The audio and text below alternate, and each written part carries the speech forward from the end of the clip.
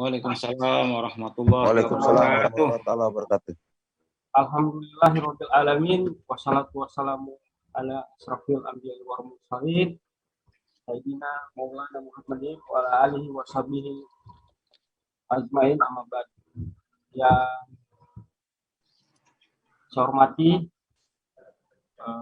Ketua PCGP Ansor Kota Gorontalo, sahabat Pilihan dan Lalu, yang saya hormati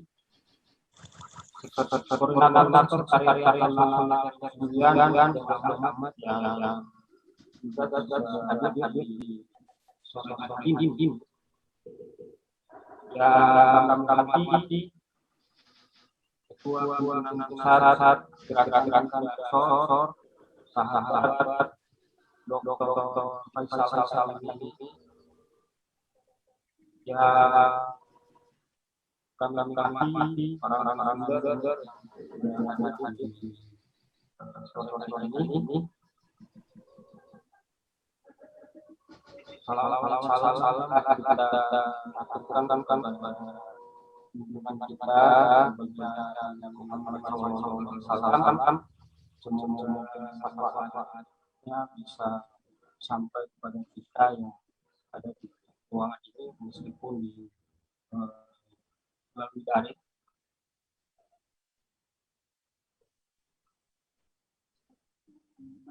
Sahabat-sahabat sekalian dan para sahabat PCGP Ansor dan seluruh yang Indonesia Timur, marilah sama-sama sebelum kita nanti masuk pada diskusi inti di sore hari ini, marilah kita sama-sama mendengarkan pengantar kata dari penyelenggara. Untuk itu mari kita dengarkan langsung sambutan pertama yang akan disampaikan oleh Ketua PCGP Ansor Kota Gorontalo, sahabat Niki Riyandi Darunu. Waktu dan kesempatan kami persilakan. Terima kasih. Bismillahirrahmanirrahim. Assalamualaikum warahmatullahi wabarakatuh. Waalaikumsalam warahmatullahi wabarakatuh. Waalaikumsalam Alhamdulillahirabbil alamin wassalatu wassalamu ala asrafil anbiya wal mursalin sayyidina wa maulana Muhammadin wa ala alihi washabihi ajmain amma ba'du. Yang terhormat Koordinator Seknas Jaringan Gus Durian, yang saya hormati juga Koordinator Wilayah 11 Pimpinan Gerakan Pemuda Ansor, serta pembina Gus Durian Sulawesi ya. Saprila biasa sapa KPP. Terima kasih atas kesediaannya, serta sahabat-sahabat baik yang dari Riau maupun dari GP Ansor Indonesia Timur. Jadi pertama-tama yang ingin sampaikan bahwa agenda ini adalah inisiasi dari PC Ansor Kota Gorontalo bersama Gus Durian Gorontalo dalam rangka juga menyikapi aksi teror yang terjadi di Makassar. Sebenarnya kenapa kita juga merespon ini, karena Gorontalo juga sebenarnya punya kekhawatiran tersendiri pasca terjadinya bom di Makassar. Karena sebelumnya juga itu di Gorontalo juga ditangkapnya 7 terduga teroris. Nah, sehingga pasca kemarin ledakan bom di Makassar, kami juga di Gorontalo khawatir. Nah, alhamdulillah kita juga pasca bom Makassar kemarin juga meminta kepada aparat kepolisian juga untuk memperkuat keamanan di wilayah Gorontalo, serta juga Ansor Kota kemarin juga turun terlibat langsung dalam pengamanan pasca dalam suasana yang orangnya takut-takut pada saat itu.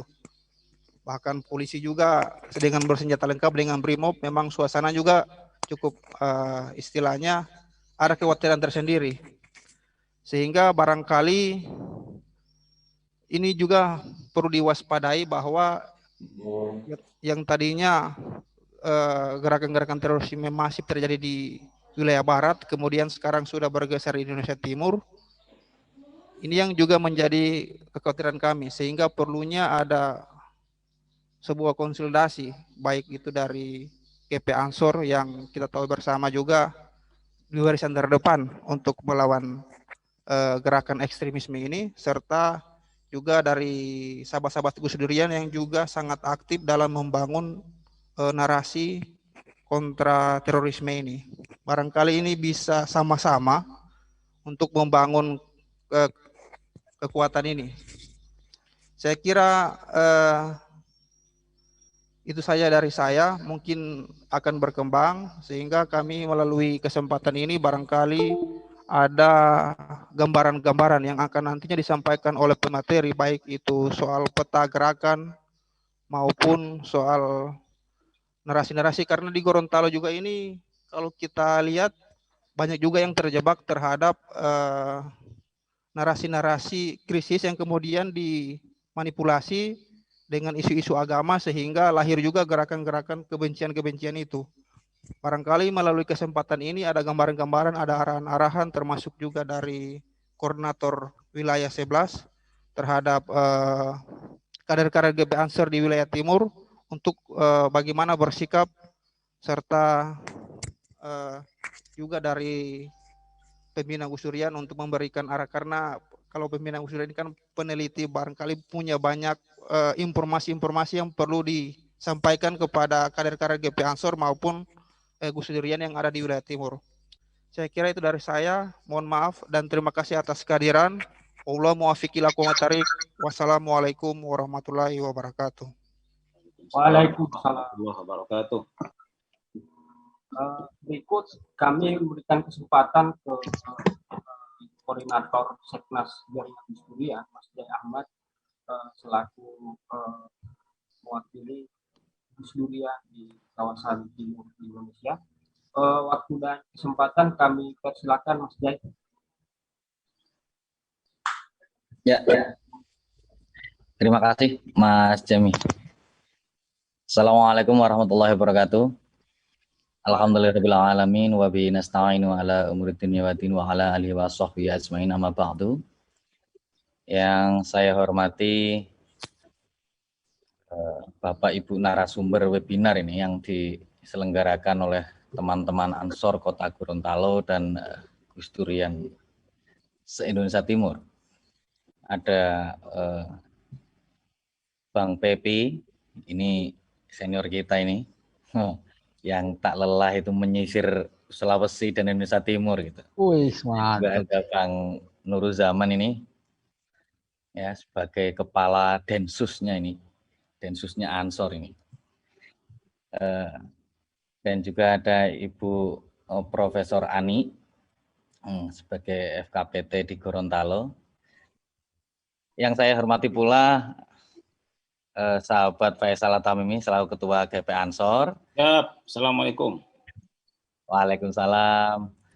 Yang saya hormati juga Ketua Ansor Gorontalo selaku inisiator ini, sahabat Niki Irian di Ilanunu.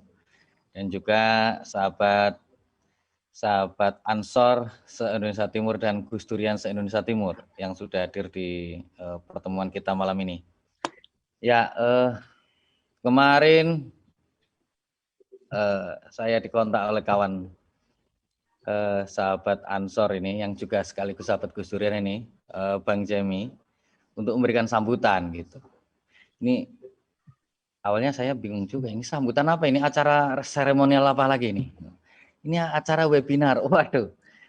Ya kebetulan kalau di Gus Durian biasanya tidak ada sambutan kalau ada webinar, tapi kemudian ini kayaknya acaranya agak besar begitu.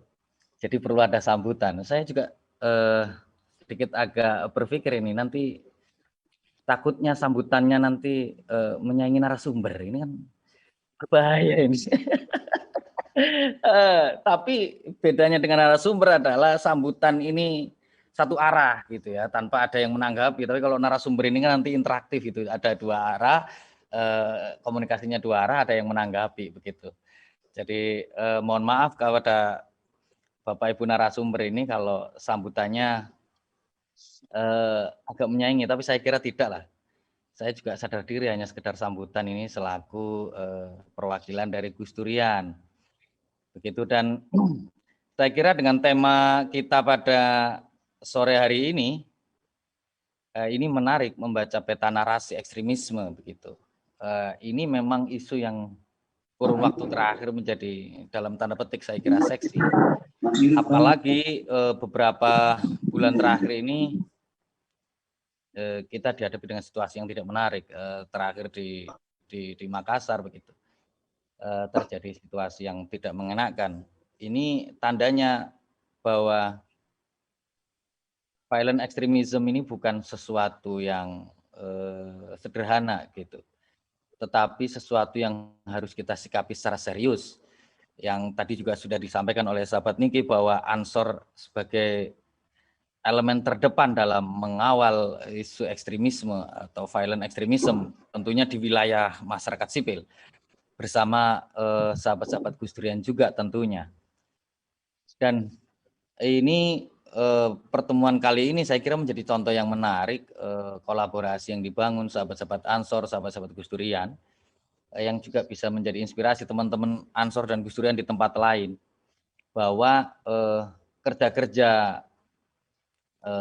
kontra narasi violent extremism ini tidak hanya menjadi kerjaan Ansor saja, tidak hanya menjadi kerjaan Gus Durian saja, atau bahkan tidak hanya menjadi kerjaan pemerintah saja gitu. Tetapi ini menjadi kerjaan bersama. Bahwa ini menjadi kerja peradaban, semua elemen harus terlibat begitu. Yang paling menarik saya kira bahwa apa yang membedakan kemudian kerja-kerja melawan violent extremism atau ekstremisme berbasis kekerasan, terutama dengan atas nama agama, yang membedakan pemerintah dengan gerakan masyarakat sipil adalah tentunya soal pendekatan. Pemerintah tentu sangat dominan dengan pendekatan keamanan begitu, security approach. Tapi berbeda dengan teman-teman gerakan masyarakat sipil yang di mana Ansor dan Gus Durian berada, pendekatan yang kemudian dilakukan adalah tentu dengan pendekatan yang civil society approach begitu ya. Pendekatan masyarakat sipil tentunya, bukan pendekatan keamanan. Karena juga kita tidak punya kewenangan di level itu. Nah ini saya kira yang kemudian menjadi menarik, bahwa perbincangan soal peta narasi ekstremisme, violent extremism ini terus harus didengungkan gitu, harus terus diwacanakan, harus terus diarus utamakan, karena tentunya kita juga sedang dihadapi dalam situasi informasi yang sangat banyak, masyarakat semakin bingung mana yang kemudian benar informasinya, mana yang kemudian hoax, mana yang kemudian salah. Nah ini peran kita bersama terus menggaungkan soal narasi-narasi yang semacam ini gitu. Contoh saja misalkan bahwa violent extremism ini karena ada ketimpangan ekonomi gitu, berangkat dari masyarakat yang ikut terlibat gerakan violent extremism ini karena ekonominya lemah begitu. Ada ketimpangan ekonomi yang dilakukan oleh pemerintah sehingga masyarakat yang ekonominya lemah ini sangat mudah sekali dipancing begitu. Nah, ini juga perlu kita cek bahwa apakah itu benar gitu. Banyak kasus kemudian bahwa perlu kita lihat juga informasi orang-orang yang kemudian berangkat ke Suriah itu justru juga banyak orang-orang yang kelas menengah ke atas gitu. Ya.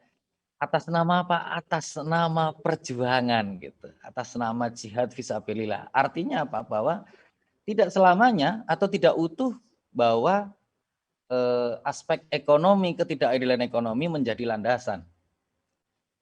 dari menguatnya gerakan ekstremisme gini, violent extremism ini, tetapi juga soal ideologi yang sedang bermain. Ideologi yang sedang diwacanakan terus-menerus sampai kemudian masuk ke alam pikir banyak orang. Nah, ini yang kemudian justru menjadi lebih besar tantangannya, saya kira. Yang juga banyak orang mengatakan ujungnya kan dari setiap kekerasan adalah kita pengen perdamaian, begitu. Kita pengen damai ini, Indonesia damai sehingga bisa berjalan dengan menarik, gitu. Ekonomi semakin maju, gitu ya, politik semakin bagus dan sebagainya. Tapi kalau kita kemudian merujuk pada Almarhum Gus Dur bahwa perdamaian tanpa keadilan adalah ilusi. Artinya apa? Bahwa sebelum perdamaian diwujudkan, maka keadilan itu perlu diwujudkan dulu. Karena kalau hanya perdamaian yang kita agung-agungkan, sejatinya itu adalah ilusi. Kalau kemudian tanpa keadilan yang mengikuti. Mungkin itu saja dari saya sambutannya. Terima kasih sahabat-sahabat Ansor, sahabat-sahabat Gus Durian yang sudah membuat pertemuan ini. Saya kira ini menjadi satu pertemuan yang menarik, apalagi di bulan Ramadan.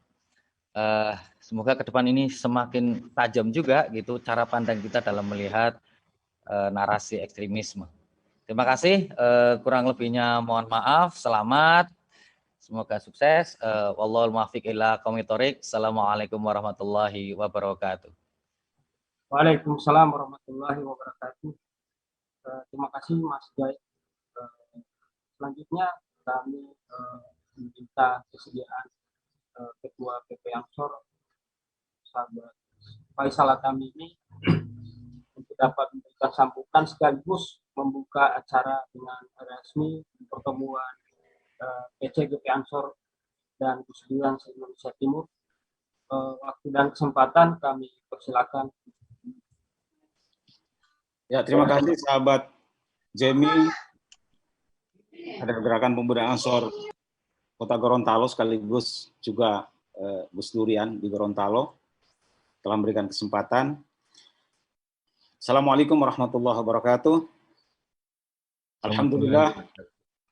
Alhamdulillahirabbil alamin alladzi ja'ala Ramadan syahra syama lil mu'minin. Salatu wassalamu ala asyrafil anbiya'i wal mursalin sayyidina wa maulana Muhammadin wa ala alihi wa sahbihi ajma'in, amma ba'd. Yang saya hormati atau yang terhormat sahabat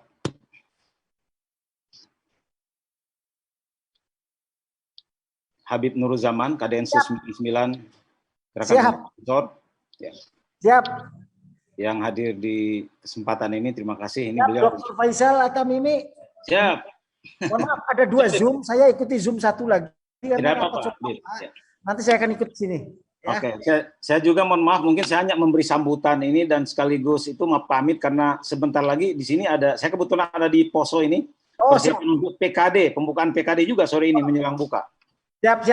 Ya, siap. Saya hanya sambutan singkat saja. Isinya saya kira tadi sudah disampaikan oleh sahabat Jai Ahmad ya, dan juga nanti akan saya yakin narasumber kita ini luar biasa. Pertama sahabat Komandan Densus 99 dan kemudian narasumber kita yang istimewa ini Pak Saprila, Pak Dr. Haji Saprila Syahril MSI. Kemudian yang kedua narasumber kita juga Ibu Profesor Dr. Haji Ani M. Hasan MPD, Ketua FKPT Provinsi Gorontalo. Kemudian sahabat koordinator Seknas ya, Jaringan Gus Durian yang tadi telah mengantarkan kita. Yang cukup luar biasa. Dan yang istimewa, saya menyampaikan penghargaan kepada sahabat Niki Iriandi Ilanunu, ya. Ketua PC Gerakan Pemuda Ansor Kota Gorontalo, yang telah bisa menjalin kerjasama bersama Gus Durian se-Indonesia Timur ya, untuk menyelenggarakan kegiatan ini. Mudah-mudahan ada manfaatnya buat kita semua, dan saya yakin sangat bermanfaat.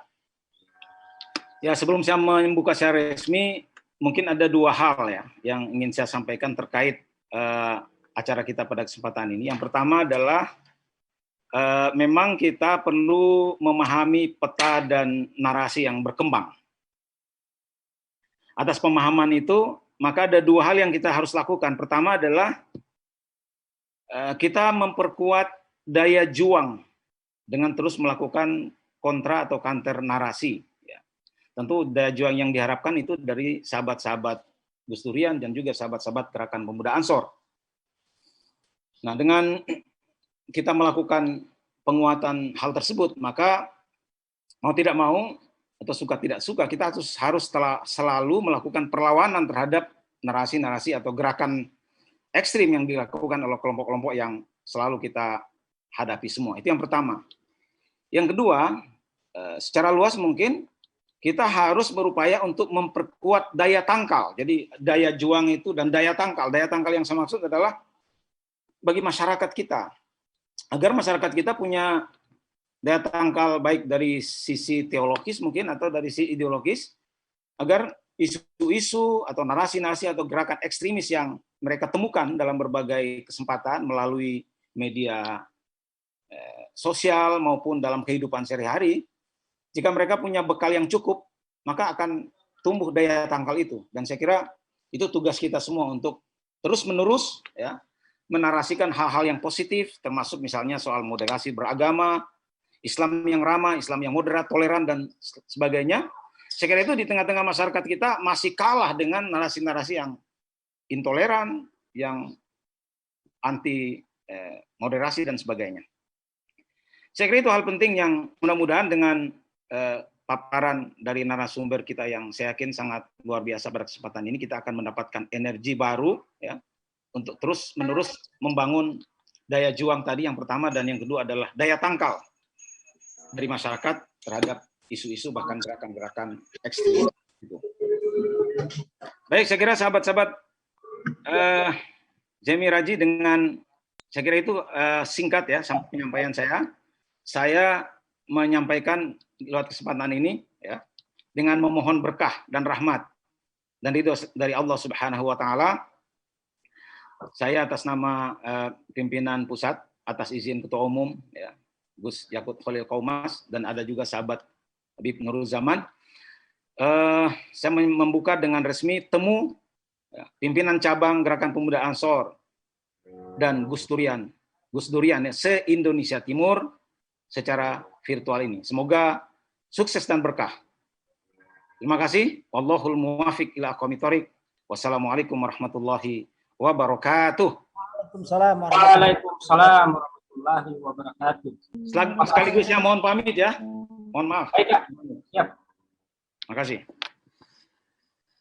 Baik, sahabat-sahabat sekalian, para pimpinan PC Ansor dan Durian Indonesia Timur, tadi sudah dibuka langsung oleh Ketua PC Ansor, Bang Faisal Atamimi, maka berada pula rangkaian pertama acara pertemuan PC Ansor dan Durian Indonesia Timur.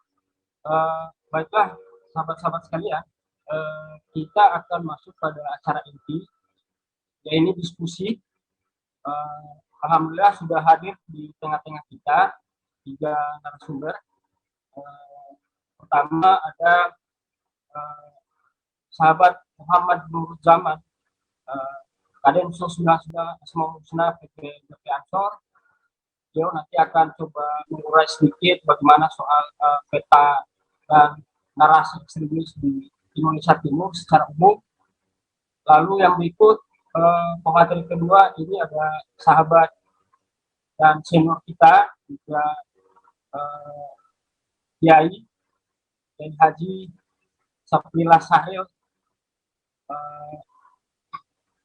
salah satu pembina Gus Durian Sulawesi, dan saat ini juga beliau menjabat sebagai Kepala Balitbang Agama Makassar.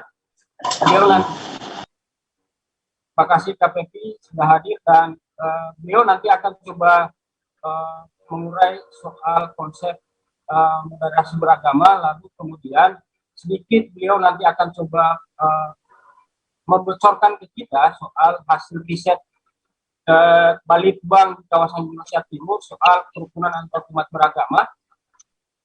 Kami akan minta sidang KPP nanti juga sebentar itu. Lalu yang berikut pemateri yang ketiga di sini juga sudah hadir Profesor Dr. Haji Ani M. Hasan selaku Guru Besar Universitas Negeri Gorontalo dan juga Ketua Forum Koordinasi Pencegahan Terorisme Provinsi Gorontalo. Nah, untuk menghemat waktu dan kita juga sudah masuk pada pukul 16.08 di Maluku Utara, ini juga sudah jauh jamnya karena juga sedikit lagi akan buka puasa, maka kita akan langsung saja kita minta kesediaan Bang Muhammad Nurujaman. Siap. Ya, Baik. Bang Muhammad Nurujaman ini salah satu pengurus Ansor. Beliau adalah Kadinsus 99 Asmaul Husna. Beliau nanti akan coba mengurai gimana peta dan narasi ekstremis di Indonesia secara umum, dan barangkali juga bisa sedikit membocorkan atau memetakan narasi dan peta di kawasan timur Indonesia. Nah, kami menyediakan waktu Bang Nurujaman itu sekitar 25 menit. Baik. Dan waktu dan kesempatan kami persilakan, Kang. Baik. Terima kasih. Assalamualaikum warahmatullahi wabarakatuh. Salam sejahtera buat kita semua. Selamat sore. Om Swastiastu, Namo Buddhaya. Salam kebajikan. Terima kasih waktunya. Saya bisa berdiskusi dengan teman-teman yang ada di wilayah timur Indonesia. Kebetulan saya agak intens ini sekarang berkomunikasi dengan orang wilayah timur Indonesia, khususnya di Makassar. Kenapa? Karena banyak hal sebenarnya yang menjadi perhatian saya di wilayah timur. Yang pertama, kalau kita mau, saya akan ngomong langsung saja soal pemetaan wilayah timur ya. Ini nggak live di medsos lain kan, hanya Zoom saja. Live Bang di Nutizen Gorontalo, fanpage. Di mana? Di Facebook. Fanpage Bang, Facebook. Oke. Ya. Jadi begini, saya 2 hari yang sekitar seminggu yang lalu diajak diskusi dengan Komandan Densus 88 Mabes Polri anti teror itu. Kemudian beliau menceritakan ada masalah yang cukup serius di Makassar, Sulawesi Selatan. Walaupun selama ini orang berasumsi basisnya itu adalah Poso, ternyata Sulawesi Selatan ini menjadi salah satu tempat rekrutmen untuk menyebarkan paham-paham keagamaan dan orang-orangnya ke wilayah-wilayah lain di wilayah timur. Kita tahu di wilayah Sulawesi Selatan ada beberapa organisasi yang kita anggap memiliki paham yang intoleran bahkan radikal atau konservatif. Nah, ini yang menjadi concern saya sekarang di wilayah timur. Poso memang betul menjadi tempat tempat dari menguatnya kelompok Islam. Tetapi sebenarnya ini sudah mulai selesai ketika kita bisa melihat kondisinya ya hari ini. Itu kan lebih dari distribusi kelompok Jawa atau Solo yang ada di Solo itu ke wilayah timur. Jadi kalau mau ngomong itu pemetanya begini, ada namanya Mujahidin Indonesia Timur, ada Mujahidin Indonesia Barat. MIT dan MIB ini sebenarnya adalah bagian dari Jamaah Ansor Daulah atau yang kita sebut sebagai ISIS. Nah, Jamaah Ansor Daulah ini salah satu atau bagian kelompok dari JAD itu. Yang pertama adalah Jamaah Mujahidin Indonesia Timur dan Mujahidin Indonesia Barat. Mujahidin Indonesia Timur itu posisinya adalah timur Indonesia. Itu ada NTB, ada Sulawesi, Maluku sampai Papua. Sedangkan Mujahidin Indonesia Barat itu posisinya Jawa, Banten, Sumatera. Mereka memiliki tugas yang berbeda. Mujahidin Indonesia Barat ini tugasnya adalah FAI atau mengumpulkan uang, logistik. Maka kita bisa lihat pola yang dilakukan oleh kelompok teror di wilayah barat. Apa yang mereka lakukan? Melakukan perampokan, mengumpulkan uang. Dengan cara apa? Menyebarkan penggalangan dananya ini menyebarkan kotak-kotak amal di beberapa tempat di Jawa, di Sumatera dan kenapa? Karena memang tugas mereka adalah pembagian dalam division of labornya, pembagian kerjanya itu adalah mereka melakukan pengumpulan uang, mengumpulkan logistik. Dulu mereka melakukan perampokan dengan cara merampok bank, merampok ATM, merampok toko emas di Pamulang, bank di Sumatera Utara, di mana-mana. Itu mereka lakukan. Uang itu sebagai logistik untuk melakukan amaliyah atau jihad. Mereka sebutnya sebagai jihad atau amaliyah. Nah, ini dilakukan oleh namanya Mujahidin Indonesia Barat. Kemudian apa tugas Mujahidin Indonesia Timur? Tugasnya adalah melakukan ideologisasi. Di mana? Di NTB, di Bima. Di mana lagi? Di Poso. Di mana lagi? Di Sulawesi Selatan. Di mana lagi? Di Sulawesi Tengah. Di mana lagi? Di Gorontalo. Di mana? Mereka melakukan kaderisasi, ideologisasi. Dengan pemahaman Salafi Sururi dan Salafi Jihadi. Termasuk Salafi dakwah. Jadi pemahaman inilah yang kemudian mereka kuatkan di tengah-tengah masyarakat. Mereka mengambil alih ketika teman-teman NU muda ini, Ansor atau Gus Durian, yang muslim-muslim ini sudah tidak lagi tertarik dengan masjid. Anak Ansor ini kan sudah nggak ada, anak PMI itu kan sudah nggak ada yang mau lagi masuk ke masjid. Ngomongnya kiri, Che Guevara, Karl Marx gitu. Akhirnya masjid diambil oleh orang lain. Masih dikuasai oleh orang lain dan orang lain yang kita kemudian tinggal gigit jari dan teriak-teriak ketika masih dikuasai orang lain. Maka pilihannya hari ini teman-teman muslim muda ini yang moderat kembali ke masjid untuk mengambil alih masjid. Masjid diambil alih, dikuasai dengan cara apa? Ansor dan Banser bisa melakukan kegiatan misalnya setiap minggu itu bersih-bersih masjid. Setiap hari Rabu atau hari Kamis rombongan 10 atau 20 orang Banser cuci masjid, karpetnya dicuci, dibersihkan. Bila ada duit dicat atau ganti keramiknya, kemudian bersihkan, datang ke masjid, pindah lagi ke masjid lain, pindah lagi, terus itu yang harus dilakukan oleh teman-teman. Bila perlu adakan kegiatan simaan Al-Quran atau Maulid Nabi di masjid-masjid setiap malam-malam tertentu dan muter ke masjid-masjid kecamatan atau masjid desa yang dilakukan. Apa? Itu bagian dari upaya untuk mengkanalisasi paham radikalisme atau paham Salafi jihad, Salafi surur ini masuk ke wilayah timur. Kenapa? Karena mereka melakukan itu dengan melakukan ideologisasi. Maka saya punya kepentingan untuk sering datang ke wilayah timur. Nah, ini penting sekali untuk saya sampaikan. Nah, sahabat-sahabat semua, Gus Durian dan Ansor harus tahu itu. Sekali lagi basisnya wilayah timur itu adalah ideologisasi. Dan tercipta jadi barangnya. Mari kita lihat pelaku bom katedral di Jolo, Filipina. Siapa pelakunya? Orang Indonesia. Mereka dikader di mana? Sulawesi Selatan, Pak. Pasangan suami istri dan istrinya sedang mengandung. Kalau tidak salah 6 bulan, 4 atau 6 bulan antara usia-usia itu. Istrinya sedang mengandung. Melakukan bom bunuh diri di Filipina, di Jolo dan gereja hancur mati. Yang kedua kita lihat lagi, yang kedua di Makassar. Ada bom yang dilakukan oleh pasangan juga. Yang dibom gerejanya sama, katedral milik Katolik. Ini perlu catat ini. Kemudian yang melakukan juga polanya suami istri. Baru 6 bulan walaupun belum hamil. Kita nggak tahu sudah hamil atau tidak, kita belum tahu. Dan di mana itu? Di Makassar.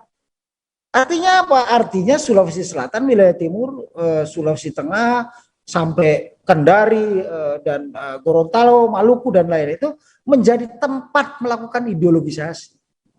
Itu fakta yang tidak bisa dibantah. Dan saya mendapatkan informasi masih ada sisanya itu yang sedang mungkin sebentar lagi akan ditangkap itu.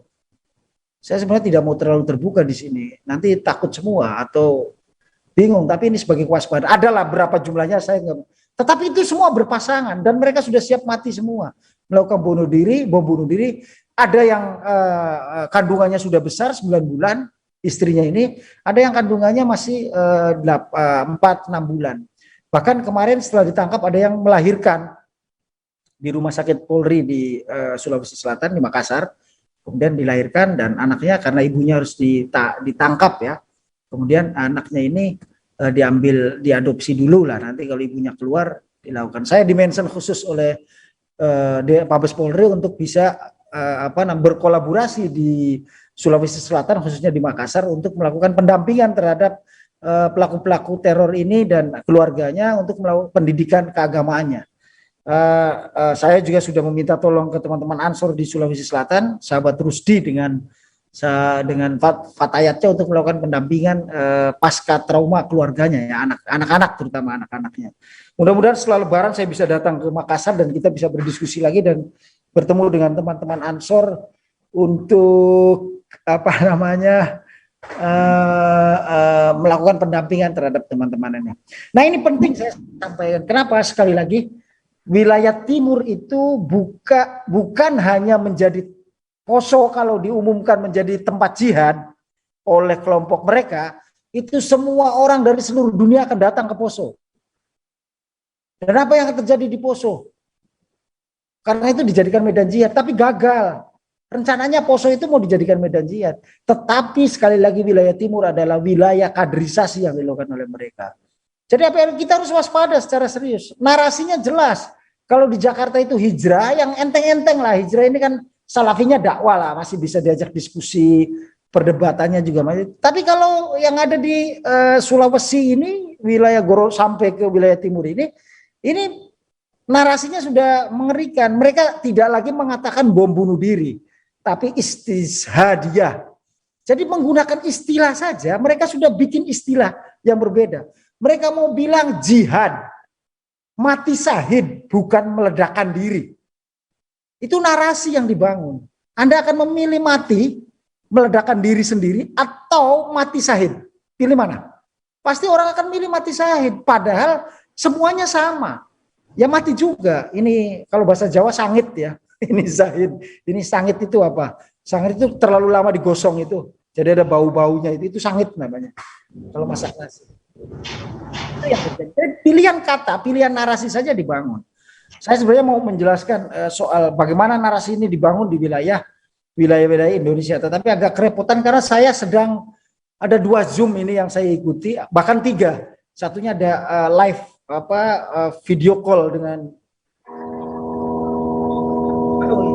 Nah ini jadi saya mohon maaf betul ini, saya harus perhatiannya ada 2 Zoom dan 1 video call. Kerepotan juga saya untuk bisa. Siap. Mohon maaf sekali lagi, tetapi kalau saya berkesempatan, saya akan banyak perhatian di wilayah timur sebenarnya sekarang, karena ada tugas khusus dari Gus Yakut kepada saya untuk urusan wilayah timur. Nanti kapan-kapan saya bisa ketemu di wilayah timur. Saya perhatian di Sulawesi Tengah dan Sulawesi Selatan sebenarnya. Nah, Gorontalo dekat itu tinggal nyebrang dikit lah. Terima kasih. Mungkin yang bisa saya diskusikan, nanti saya kalau tidak terlalu melihat diskusinya, mohon maaf ya. Karena masih ada urusan lain. Tapi nanti pertanyaan bisa akhir-akhir saya bisa diajak diskusi itu. Terima kasih. Assalamualaikum warahmatullahi wabarakatuh. Waalaikumsalam warahmatullahi wabarakatuh. Terima kasih Bang Muhammad Nurjaman. Ini menarik juga yang patut kita juga cermati dari penyampaian Bang Muhammad Nurjaman terkait misalnya gimana soal peta narasi dan ekstremis di kawasan Indonesia Timur, dan ini juga barangkali bisa jadi follow up juga buat sahabat-sahabat PCGP Ansor di kawasan timur Indonesia, juga bagaimana kemudian memperkuat kontra dan narasi dan beberapa hal yang bisa dilakukan secara offline. Terima kasih, dan berikut kita nanti akan mendengarkan langsung penyampaian pemaparan dari Kak Sapri Lasari selaku Gus Durian Sulawesi dan Kepala Balitbang Agama Makassar.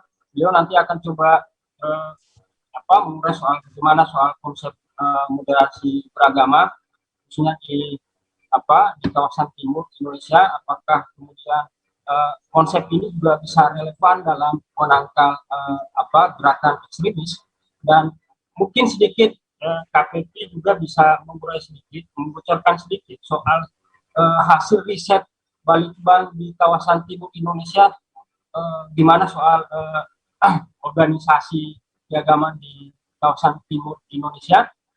Ini bisa juga spesifik KPP, dan kami juga berharap karena KPP sebagai mewakili Gus Durian, nah, kami juga berharap barangkali apa sih yang kira-kira yang bisa dikolaborasi antara Gus Durian dan GP Ansor, termasuk organisasi masyarakat sipil di kawasan timur Indonesia. Terima kasih, KPP, silakan. Baik. Assalamualaikum warahmatullahi wabarakatuh. Suara saya terdengar? Waalaikumsalam, dengar Bang, dengar. Baik, ini waktu kita tidak terlalu banyak, terutama teman-teman di Ternate, Papua, dan Ambon ya. Mungkin mereka jangan-jangan sudah buka duluan ini, belum waktu. Ya, saya ingin melengkapi dari data Pak Nur Zaman tadi ya. Jadi kita harus membedah dulu spiral gerakan ini sebetulnya. Meskipun tidak terkoneksi, tetapi dia secara jaringan, tetapi secara ideologi terkoneksi. Di spiral inti, bagian inti itu yang disebut oleh Bang Nur Zaman tadi, hal-hal yang mungkin hanya BIN dan kelompok-kelompok tertentu yang bisa mengetahui pergerakannya. Tapi di spiral kedua ada kelompok yang kemudian disebut kita sering sebutnya sebagai kelompok-kelompok fundamental, dan itu berkembang sangat pesat di kawasan timur Indonesia. Di riset kami di Kendari menunjukkan bahwa pola diskursus wacana keagamaan di Kendari hari ini itu di beberapa masjid itu sangat kuat justru dikuasai oleh kelompok-kelompok Salafi. NU dan Muhammadiyah masih absen dalam konteks mempertarungkan wacana keagamaan di publik. Jadi jangan heran kemudian kalau sekolah-sekolah yang didirikan atau pengajian yang dibuat oleh teman-teman dari kelompok Salafi itu ramai dikunjungi oleh publik gitu. Ini juga kelengahan seperti yang disebut oleh Bang Nur Zaman tadi. Di Sulawesi Selatan juga seperti itu. Kalau kita melihat bagaimana kelompok-kelompok Salafi mendapatkan pengikut yang cukup banyak di media sosial, jauh lebih banyak ketimbang dai-dai moderat dari NU. Ini konteksnya Sulawesi Selatan, kawasan timur Indonesia. Sedikit agak berbeda dengan yang dilakukan teman-teman di Jawa. Artinya apa? Kelompok spiral kedua ini secara eksplisit memang tidak bisa diklaim sebagai bagian dari yang disebut Pak Nur Zaman tadi, kelompok gerakan teror. Kita tidak bisa secara sederhana menyebutkan. Tetapi ada ruang tubuh publik yang terbentuk, yaitu kelompok yang tidak secara kuat melakukan kontraradikalisme, bahkan diam-diam menyetujui cara pandang itu, dan ketika negara melakukan deradikalisasi dan kontraradikalisme, kelompok cheerleaders inilah yang kemudian melakukan perlawanan terhadap negara. Mereka yang secara tidak sadar melakukan perlindungan terhadap kelompok yang sedang ingin diberangus gitu. Misalnya ketika negara menyebut istilah radikalisme, coba lihat aja siapa yang bereaksi atas istilah ini, yang menyatakan bahwa radikalisme itu menyudutkan umat Islam. Kelompok-kelompok cheerleaders inilah yang bicara. Kelompok yang nanti melakukan bom itu tidak peduli dengan istilah radikalisme oleh negara, istilah apapun dari negara. Mereka tidak peduli, mereka punya cara pandang sendiri terhadap dunia, pengen mati sebagai seorang jihadis, dan jika berkesempatan mereka akan melakukan bom, dan itu pasti terus-menerus dilakukan. Tetapi kelompok cheerleaders inilah yang menyebabkan gerakan radikalisasi atau deradikalisasi menjadi sulit, karena mereka membawa istilah radikalisme masuk ke ranah yang lebih politis. Misalnya negara ingin melakukan peminggiran terhadap Islam. Ketika teman-teman Ansor melakukan penjagaan gereja, maka Ansor dituding kiri kanan. Saya harus mengklaim bahwa hanya NU lah organisasi yang secara gagah berani menyatakan diri melawan radikalisme dari berbagai level, mulai dari perlawanan fisik yang dilakukan oleh teman-teman Ansor, perlawanan narasi yang dilakukan oleh Gus Durian dan teman-teman Lakpusdam, dan di kelompok intelektual NU yang berada di kampus juga ikut melakukan perlawanan terhadap narasi-narasi radikal. Jadi secara masif kita sebetulnya melakukannya. Saya berani mengatakan negara tidak cukup memiliki energi yang kuat melawan mereka ini, harus didorong oleh kelompok-kelompok OKP, organisasi sipil, OMS dan sebagainya. Dan NU sejauh ini menjadi garda terdepan, bukan narsis, bukan ini analisis gitu. Hanya ketika HTI muncul misalnya, siapa yang melakukan debat panjang di Facebook itu pasti anak-anak NU. Saya bisa pastikan karena saya juga pernah terlibat berdebat panjang banget dengan orang-orang HTI tentang apapun gitu, dan sampai 500 komentar misalnya. Artinya bahwa garapan kita sebetulnya bukan yang disebut oleh Bang Nur Zaman tadi, itu garapan Densus. Kita tidak punya cukup power untuk melakukan mematahkan ideologi radikal yang inti tadi. Tetapi kita punya pekerjaan untuk menyisir kelompok-kelompok cheerleaders ini, dan itu menurut saya adalah pekerjaan bersama kita. Nah, dan gerakan itu muncul, dan meskipun tidak kompak sebetulnya kelompok Salafi itu bukanlah kelompok yang terorganisir. Mereka adalah kelompok yang juga di dalam kelompok ini ada perdebatan cukup serius, ada tahzir antara satu kelompok lain dengan kelompok satu, misalnya antara kelompok Salafi A dan Salafi B, ada juga semacam perlombaan identitas siapa yang paling berhak disebut sebagai kelompok Salafi gitu. Tetapi ketika dalam konteks gerakan-gerakan radikal, mereka diam gitu. Jadi ada formasi yang seperti Munarman lah, misalnya ketika saya mengikuti wawancara di beberapa titik, dia selalu mengatakan bahwa kami tidak ada kaitannya. Iya benar, secara organisasi saya sepakat, tetapi ketika hadir di pembaiatan di beberapa titik dan tidak melakukan apapun, misalnya pelaporan atau melakukan kontra narasi terhadap itu menunjukkan persetujuan, dan ini banyak di Indonesia. Dan karena itu kemudian saran saya pertama, memang kita butuh membedah lebih kuat lagi kelompok-kelompok ini, area-areanya, spiral-spiralnya, dan di bagian mana kita bisa bergerak begitu.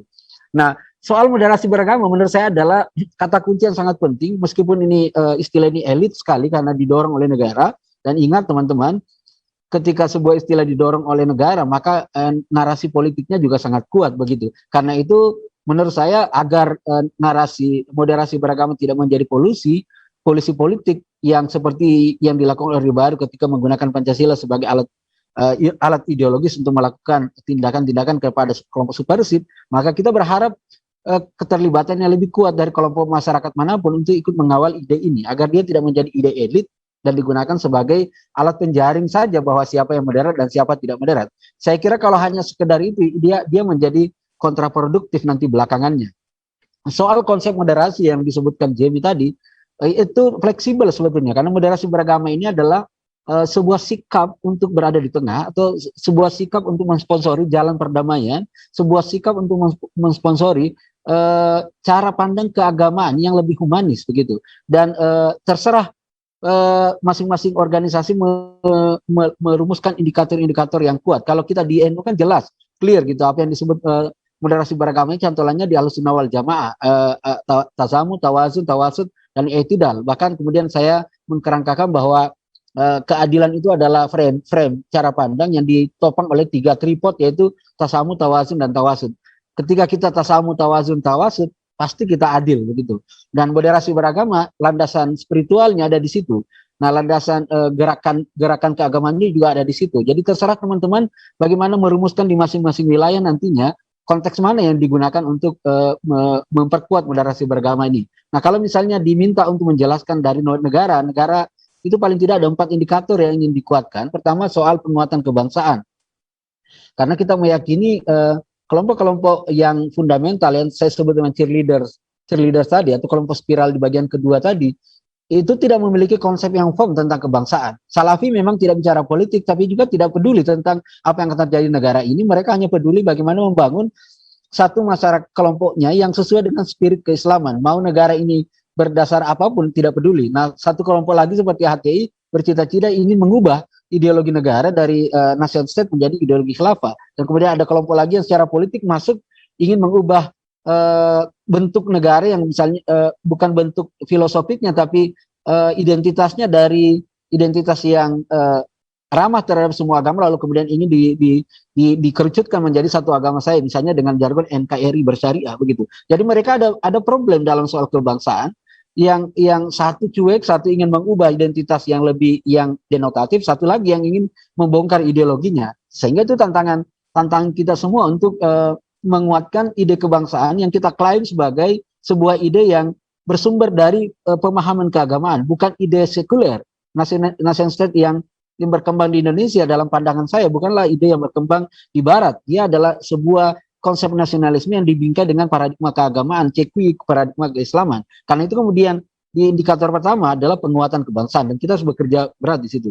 Nah, soal yang kedua adalah soal toleransi, yang saya pikir kita tidak perlu menjelaskan seperti apa, dan di NU praktek toleransi yang pro-eksisten dan koeksistensi itu dijalankan dengan baik. Kitalah yang kemudian sangat kuat membangun relasi dengan kelompok-kelompok agama lain. Gus Miftah baru-baru mendapatkan hujatan di mana-mana ketika dia melakukan ceramah di gereja. Padahal jauh-jauh hari sebelumnya Agim juga pernah melakukan ceramah di gereja, tidak ada hujatan. NU memang sekarang lagi mendapatkan menuai banyak sekali kritikan, banyak sekali cemoohan, tapi kita harus tetap bertahan dengan kuat karena satu-satunya kelompok agama di Indonesia yang bisa diandalkan dalam soal kontraradikalisme ini adalah NU gitu. Nah, yang ketiga adalah soal anti kekerasan ya. Saya sering ditanya tentang gerakan Ansor yang cenderung juga cenderung sifatnya physically. Saya ditanya bagaimana NU menjelaskan itu. Saya bilang gini, Ansor itu bergerak dalam konteks Banser itu bergerak dalam bingkai ke-NU-an dan dia biasanya didorong oleh cara berpikir ulama gitu. Yang dijaga Banser adalah kelompok yang memang secara fisik juga melakukan sesuatu begitu. Jadi memang harus ada perlawanannya. Misalnya HTI kemarin, kalau polisi yang turun itu menjadi persoalan karena apa dasarnya. Tetapi Banser bisa turun melakukan perlawanan terhadap cara kerja HTI yang mulai provokatif dengan memasang spanduk di mana-mana, lalu kemudian memprovokasi di beberapa kegiatan-kegiatan. Saya pikir OKP Pemuda boleh bergerak seperti untuk melindungi narasi yang lebih besar, itu narasi kebangsaan. Kalau nanti Banser melakukan hal tindakan yang di luar konteks narasi kebangsaan, nah, ulama pasti menegur karena pola relasi di NU itu kuat. Banser itu pasti mendampingi dan didampingi oleh seorang ulama. Nah, kira-kira seperti itu cara bekerja kita dalam soal mensponsori non-violence perspektif. Kalau di luar Banser, hampir semua kelompok kita lah ya, kelompok-kelompok NU yang kemudian sangat kuat mempromosikan perdamaian, dialog lintas agama dan sebagainya, yang tidak canggung untuk melakukan dialog lintas agama. Saya kira pernah Buya Syafi'i Ma'arif ditanya bagaimana caranya mengajak teman-teman Muhammadiyah membangun aliansi. Dia jawabannya adalah jangan mengajak mereka untuk ikut menjaga gereja, karena itu berat. Ya, ajaklah mereka untuk dalam ranah-ranah ekonomi dan pendidikan. Itu bisa. Dalam pengertian apa? Hal-hal yang sangat yang agak sedikit sensitif, kita lah atau kelompok inilah yang kemudian lebih kuat itu pemihakannya. Nah yang keempat konsep moderasi adalah soal lokalitas. Ya, soal lokalitas selesailah di NU.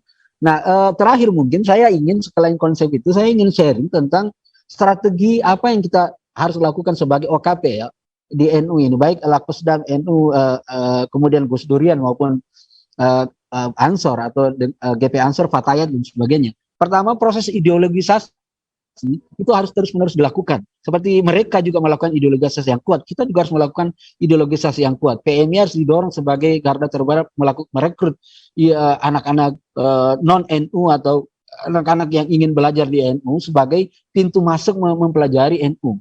Ansor melakukan ideologisasi dalam tubuh NU. NU juga banyak sekali harus melakukan proses reideologisasi terhadap anak-anak NU yang menurut saya juga menjadi banyak juga di antara kita ini yang belum clear soal ide-ide kebangsaan dan ide-ide keagamannya, yang cenderung juga afirmatif terhadap kelompok-kelompok yang kemudian kita sebut sebagai kelompok radikal. Itu yang pertama. Jadi kita tidak boleh berhenti melakukan proses ideologisasi dan reideologisasi, karena kelompok yang lain atau kelompok yang melakukan radikalisme itu juga melakukan hal yang sama, yaitu proses ideologisasi begitu. Nah, yang kedua, reproduksi wacana. Nah, penting ini terus-menerus kita dorong membangun reproduksi narasi. Tadi saya sebutkan kenapa salafisme itu menjadi semacam lokomotif wacana baru di Indonesia, bukan karena kelompok ini punya kemampuan yang cukup seksi mempengaruhi publik, tapi kelompok ini berhasil mengambil ruang yang ditinggalkan oleh NU dan Muhammadiyah sebelumnya, itu ruang media sosial. Mereka lah yang sejak awal main di area itu, sehingga kemudian ketika wacananya menjadi wacana publik, barulah kemudian NU dan Muhammadiyah melakukan counter dengan mencoba menyambar, mencoba mengambil alih atau ikut bermain di area media sosial. Misalnya contoh ucapan Selamat Natal yang mempengaruhi publik hari ini anak-anak muda. Riset kami di Litbang menunjukkan 60% anak siswa itu setuju bahwa ucapan Selamat Natal itu haram. Sesuatu yang ketika saya SMA itu tidak menjadi narasi dalam fikih, tidak ada mahkota fikihnya untuk aktivitas sosial seperti itu. Tapi kelompok ini berhasil memahkotai relasi kita yang menjadi kebudaya kita dalam soal ucapan Selamat Natal dengan pendekatan fikih, lalu kemudian membingkainya dengan dengan ijtihad haram dan kemudian mempopulerkan ke publik karena tidak ada wacana sebelumnya dari NU dan Muhammadiyah tentang ucapan selamat Natal. Mereka memenangkan wacana itu di publik, sehingga publik sekarang ketika ditanya tentang hukum mengucapkan selamat Natal, saya yakin preferensinya ke haram lebih kuat ketimbang preferensi ke mubah. Karena itu tadi strategi dakwah di media online berhasil. Nah, karena itu reproduksi wacana melalui media online itu terus-menerus penting dilakukan. Apa yang dilakukan teman-teman di Gorontalo dengan membuat netizen Gorontalo itu perlu menjadi gerakan bersama, karena ruang publik hari ini, kelompok cheerleaders yang saya sebut di awal tadi itu semakin besar nanti, bukan hanya dari kelompok yang sama ideologinya, tapi juga nanti kelompok-kelompok bahkan di tubuh NU sendiri yang kemudian terkoneksi secara intens dengan media sosial. Karena ingat teman-teman, media sosial itu tidak lagi membicarakan ideologi, tetapi relevansi. Siapapun dari aktor manapun itu pasti diterima oleh publik sepanjang relevan dengan keinginannya dan kepentingannya. Jadi tidak bicara ideologi lagi ketika dia masuk ke media sosial. Jangan heran jika kemudian di anak-anak di Nahdien, khususnya di luar Jawa, keinginannya untuk atau kekagumannya terhadap tokoh-tokoh yang kemudian kita sebut sebagai tokoh fundamental radikal itu bisa saja. Saya sering mendapatkan orang NU yang kemudian memfavoritkan Khalid Basalamah. Bukan berarti salah, tetapi memang karakter media sosial begitu, yang tidak bicara ideologi, orang bicara relevansi. Nah, karena dia bicara relevansi, maka wacana yang akan kita produksi, misalnya moderasi beragama, harus relevan di kepentingan generasi muda kita. Misalnya generasi muda kita pengen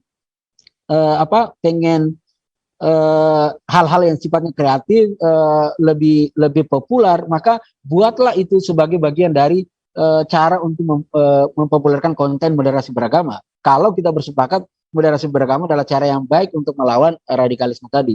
Nah, yang ketiga, membangun aliansi besar. Menurut saya saatnya kita membangun aliansi yang besar untuk melawan ini semua. Kelemahan kita kemarin adalah kita hanya berkungkung di tingkat kita saja, lalu kemudian Muhammadiyah kelihatannya juga jarang sekali kita libatkan sebagai partner yang kuat. Meskipun frame kita dalam soal kebangsaan sama, tapi gerakan untuk melakukan deradikalisasi atau kontraradikalisme itu tidak sama begitu. Sehingga misalnya saya membaca pernyataan Pak Haidar Nasir hari ini, dia menyayangkan kelompok-kelompok yang terlalu royal membincang ekstremisme itu kan sebetulnya akan mengarah ke NU, karena NU lah yang cukup konsisten membincang ekstremisme saat ini karena memiliki data-data yang cukup kuat terhadap itu. Nah, bagi Haidar Nasir, ketika kita selalu menaikkan istilah ekstremisme, maka kerja-kerja narasi moderasi beragama itu akan terhalang begitu. Jadi kan berarti Pak Haidar tidak selesai pembacaan realitasnya terhadap narasi ekstremisme, bahwa narasi ekstremisme itu selalu muncul dalam berbagai varian, dan kalau itu dibiarkan begitu saja itu bisa menjadi nalar publik.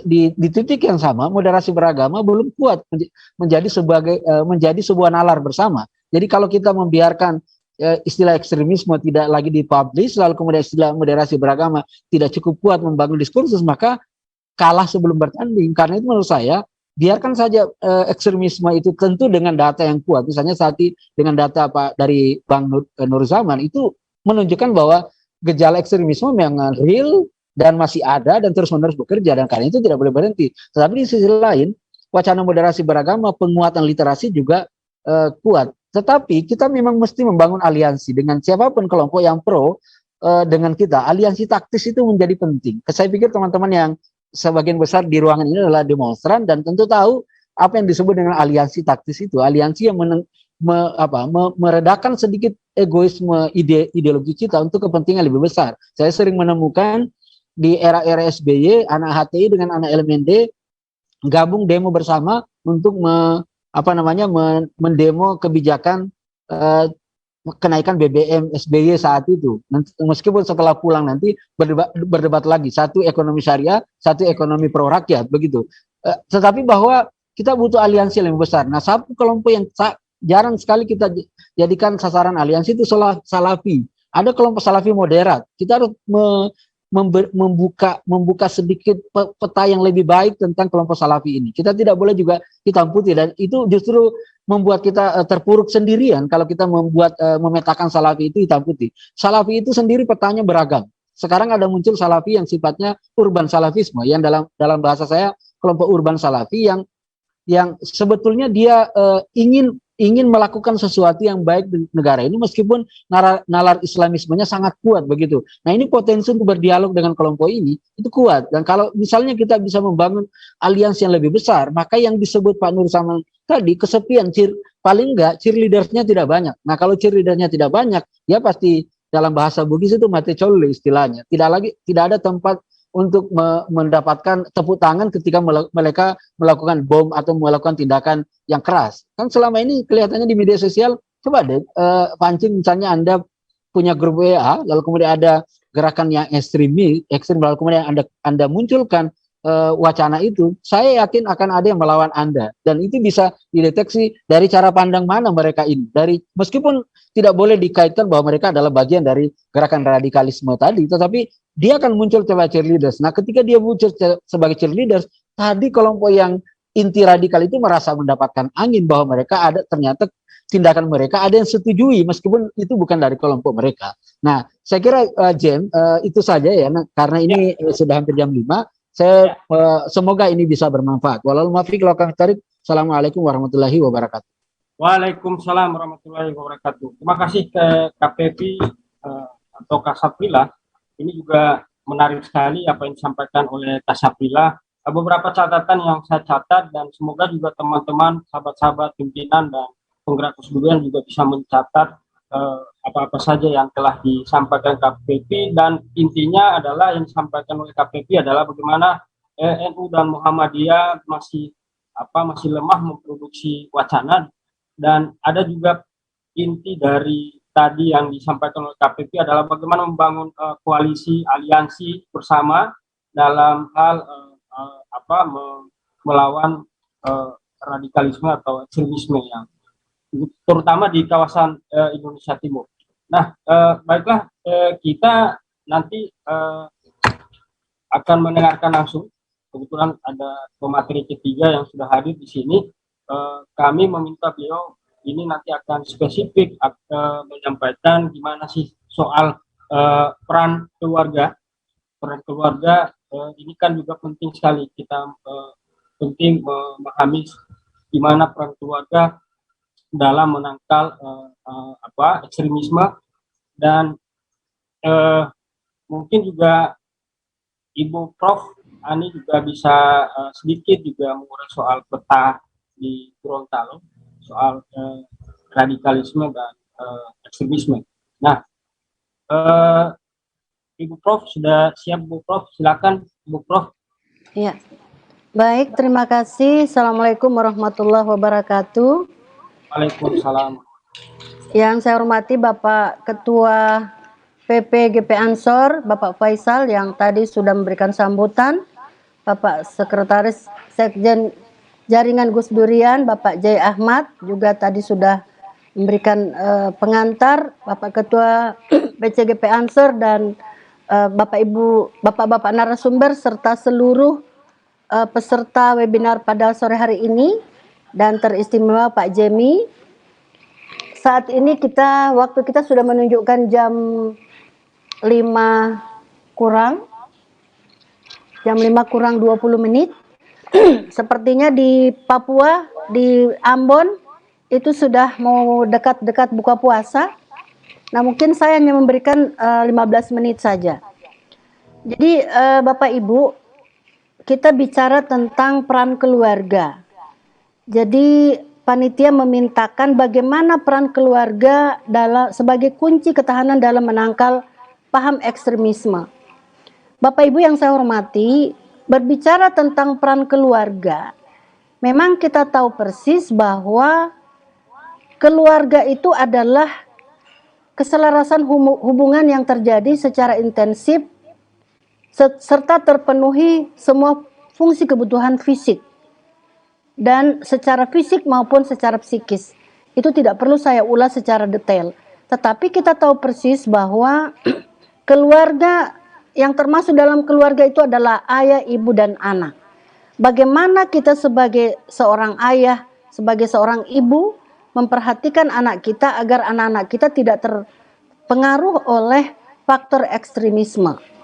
Nah, kita lihat bahwa dari beberapa kejadian yang kita lihat mulai dari tahun 2018 kemarin, 2019, 2020, bahkan kemarin pada beberapa bulan yang lalu, terjadinya pengeboman oleh keluarga, itu ada unsur-unsur tertentu. Tadi sudah dijelaskan oleh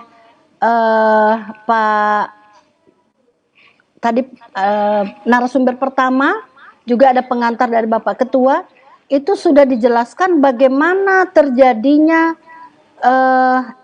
sifat ekstremisme yang ada di Indonesia.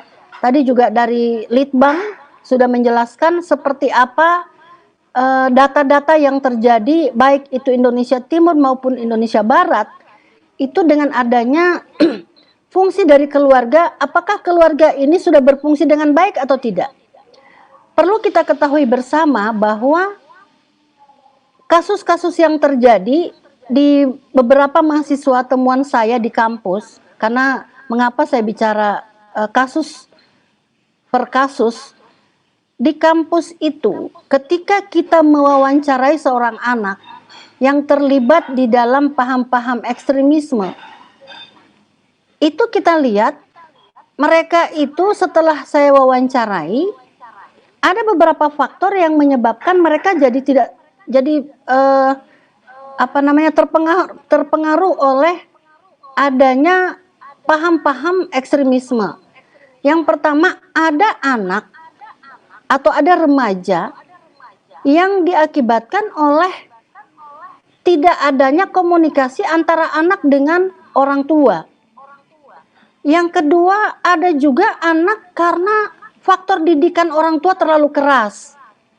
Karena pendidikan orang tua terlalu keras di dalam rumah, maka anak mencari kesenangan di luar, sehingga dia akan jadi punya sifat yang ekstrim. Nah, ketika dia curhat dengan temannya, ketika dia sesama teman, temanlah yang merekrut dia, ayolah kita belajar agama, ayolah ini ada dengan kita belajar, mohon maaf kalau saya arah-arah ke sana, karena begini, kenyataan di lapangan, orang karena faktor ekonomi larinya ke agama, larinya belajar agama. Lalu dia belajar agama tidak ada masalah, tetapi paham-paham yang dia pelajari ini adalah paham-paham yang mengekstrimkan diri, yang mengeksklusifkan diri, sehingga banyak adik-adik mahasiswa ketika saya telusur, mereka itu bisa jadi ekstrim karena akibat dari kurangnya perhatian orang tua.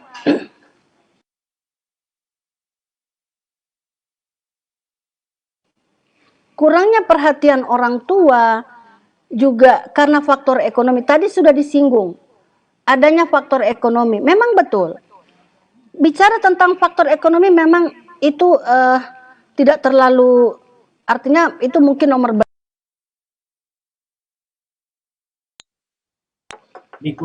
yang berikut, dengan adanya kebutuhan yang tidak terpenuhi oleh anak, lalu adanya fasilitas, ada anak ya Bapak Ibu, kita perlu mengontrol anak kita. Anak kita beri HP yang canggih, apakah HP itu dimanfaatkan dengan baik atau tidak? Kita perlu kontrol Bapak Ibu. Kita di FKPT memberikan pelatihan-pelatihan kepada anak-anak remaja, bagaimana kita bisa lacak video-video apa atau berita-berita apa yang mereka sempat download atau mereka sempat buka, itu kita bisa lacak. Dengan adanya alhamdulillah FKPT telah memberikan pelatihan-pelatihan kepada remaja, anak-anak SMA, juga kepada pelaku-pelaku media untuk bagaimana bisa melacak anak-anak kita ini membuka berita-berita apa di HP yang canggih mereka. Nah, dengan adanya seperti ini mengakibatkan para siswa kita atau para anak-anak kita ini, anak-anak remaja ini perlu kita waspadai. Apalagi tadi juga sudah disinggung oleh pemateri sebelumnya, bahkan pengantar sebelumnya, dengan adanya ideologi yang ada di Indonesia yang saat ini, mohon maaf kalau saya katakan bahwa mau menggantikan ideologi NKRI menjadi NII. Ini saya terlalu ekstrim kalau bicara. Karena apa? Kami dari FKPT itu hasil-hasil riset yang kami temukan, bahkan temuan kami di FKPT ini, mohon maaf sebagai informasi saja kalau ada orang Gorontalo sebagian besar di room ini, itu pada tahun 2016 hasil riset kami ternyata di satu daerah terpencil yang berdekatan dengan daerah Poso itu pernah ditiduri oleh Santoso. Nah, anak SMK yang mau belajar di sekolah tentang materi-materi agama, itu ada di sekolah yang namanya organisasi sekolah, yang ada istilahnya di sekolah itu ada guru-guru, bahkan ada salah satu SMK yang datang ke saya, ketua OSIS dari salah satu SMK. Beliau mengatakan begini, Bu, ketika saya pakai baju yang berlogo Bhinneka Tunggal Ika atau yang ada bendera merah putih, itu Pak guru saya bilang, itu setan, Bu. Kami tidak boleh menghormati bendera. Kami tidak boleh ada tulisan Bhinneka Tunggal Ika, itu setan. Nah, ini ajaran di sekolah. Bagaimana dengan keluarga yang ada di rumah? Kadang-kadang ini, mohon maaf, realita yang ada di lapangan. Dengan adanya anak-anak sudah canggih, anak-anak sudah belajar di sekolah, kadang orang tua itu tinggal membiarkan saja, oh anak saya ada belajar di sekolah. Padahal faktor orang tua itu, dia mengontrol anaknya, apa yang dilakukan oleh anaknya di rumah, apa yang dilakukan di sekolah, bahkan ketika anak-anak mau pamitan mau mengaji, anak harus dikontrol. Contoh begini Bapak Ibu, kasus anak saya, dia pamitan sama saya, Bunda saya mau ngaji. Oh ya silakan, mau ngaji, senang kan orang tua ketika anaknya mau ngaji. Lalu lama-lama dia pamit, Bunda saya mau pakai cadar. Hah? Ada apa? Ada apa kok tadinya ngaji, terus selalu mau minta pakai cadar? Yuk di sana belajar apa? Soalnya agama mengajarkan begini Bunda, kalau ini haram, tadi sudah disampaikan, berdalih pada haram dan sebagainya dan sebagainya.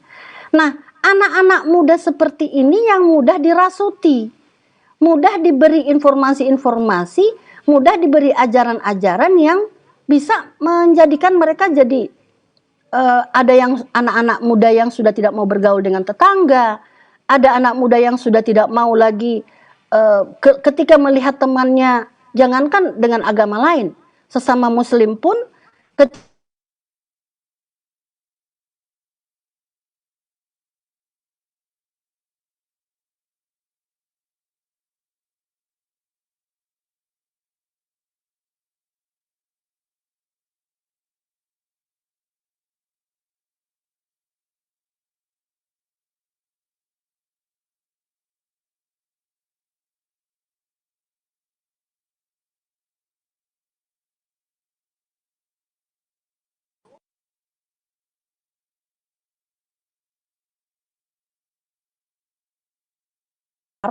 itu sebagai daerah radikalisme ketiga.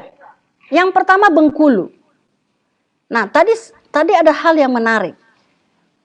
Disampaikan oleh dari Litbang tadi, Makassar saja sebagai daerah potensi radikalisme kedua itu toh menjadi tempat rekrutmen para ekstremisme. Bagaimana dengan Gorontalo? Ini PR kita Bapak Raji, Bapak dan teman-teman semua. Makassar sebagai potensi radikalisme ketiga secara nasional itu menjadi tempat rekrutmen. pada saat 2017 kemarin, saya diundang oleh Kapolda. Bu Ani, itu data dari mana? Kami tidak percaya. Gorontalo itu aman loh. Masa kok jadi potensi radikalisme nasional kedua secara se-Indonesia, katanya gitu. Saya katakan, Pak, kami tidak mengada-ada. Ini hasil riset oleh BNPT. Tetapi ini bisa terbukti lambat laun ketika kita breakdown pada tahun 2018, apa yang menyebabkan orang jadi radikal di Gorontalo bahkan secara nasional, ternyata itu adanya beberapa faktor, ada 6 faktor. Yang pertama adalah adanya penegakan hukum. Penegakan hukum, ketidakadilan hukum, adanya kesejahteraan, lalu ekonomi, faktor ekonomi, lalu yang berikut adanya kesenjangan. Kesenjangan baik itu ekonomi maupun kesenjangan dalam keadilan hukum. Nah, ini kira-kira yang menyebabkan orang mau jadi merubah ideologi, apalagi saya tadi barusan membaca ada yang memviralkan di zaman Pak Jokowi seperti ini dan sebagainya dan sebagainya. Ini kalau kita pendek pemikiran kita, pasti orang akan mengatakan, oh ini karena gara-gara pimpinan, ini karena gara-gara ini dan seterusnya dan seterusnya. Tapi kita sebagai orang yang rasional, kita harus berpikir bagaimana agar orang yang mengganti ideologi itu kita harus mewaspadai dengan cara pendidikan mulai sejak dini. Nah, ini PR kita semua Bapak Ibu. Pencegahan radikalisme dan terorisme dan ekstremisme itu bukan saja pekerjaannya NU, bukan pekerjaannya Muhammadiyah saja dan perangkat-perangkatnya, tetapi ini adalah pekerjaan kita semua masyarakat Indonesia. Tetapi kadang-kadang orang mengatakan bahwa itu bukan tugas saya. Apalagi di FKPT. FKPT itu tugasnya adalah pencegahan dini. Kadang orang mengatakan, kenapa ada polisi kok dibentuk FKPT lagi? Nah, FKPT itu adalah pencegahan dini. Ketika ada isu-isu, FKPT yang pertama untuk mengetahui informasi-informasi terdepan.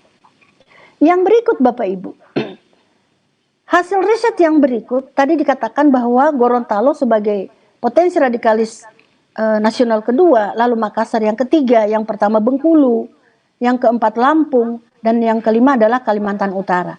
Mengapa bukan Poso? Kenapa kok Gorontalo, Sulawesi Selatan, Lampung, Kalimantan Utara? Kenapa bukan Poso yang sudah jelas-jelas dia daerah konflik? Nah, itulah yang saya katakan tadi, potensi radikal. Bukan radikal, potensi radikal. Kenapa ada potensi radikal? Karena ada beberapa faktor yang saya sudah jelaskan sebelumnya tadi. Yang berikut Bapak Ibu. Tadi saya senang sekali Pak siapa tadi yang mengatakan bahwa insya Allah dari Litbang akan bertemu Kepala Litbang Agama Makassar, juga dari Densus. Saya senang sekali kalau webinar ini akan digelar lagi, karena begini Bapak Ibu. Bagaimana kita meneliti, bagaimana kita bisa memetakan pemuda-pemuda mulai umur 18 sampai umur 25, lalu umur 26 sampai umur 30. Ini kita petakan Bapak Ibu. Kenapa kita petakan seperti ini? Karena sebagian besar orang yang radikal pemikirannya, yang ekstrim pemikirannya adalah anak-anak pada umur 16 sampai pada perguruan tinggi. Ketika dia lulus, itu dia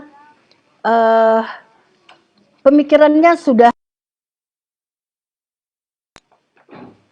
Yang berikut Bapak Ibu, ketika kita lihat potensi-potensi seperti ini, nah sekarang bagaimana sikap kita sebagai orang tua? Karena kita tahu bahwa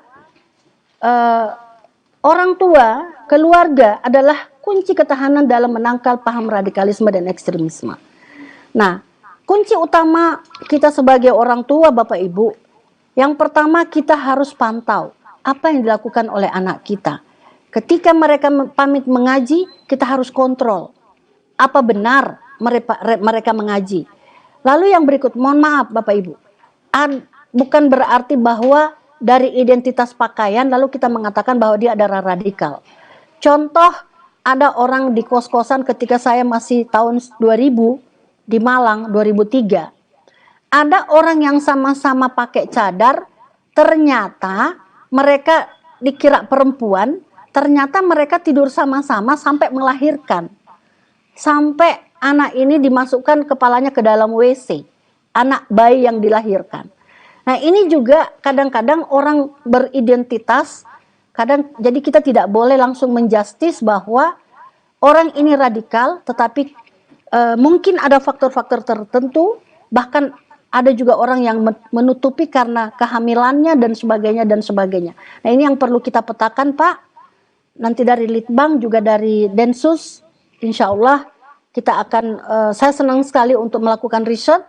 Nanti Pak Jemi, kita bisa sama-sama melakukan ini demi bangsa dan negara. Ini terima kasih, nanti akan berkembang dalam diskusi. Assalamualaikum warahmatullahi wabarakatuh. Waalaikumsalam warahmatullahi wabarakatuh. Terima kasih Bu Prof. Ani atas penyampaiannya, dan kita akan masuk pada sesi tanya jawab. Barangkali teman-teman kita bagi di 3 zona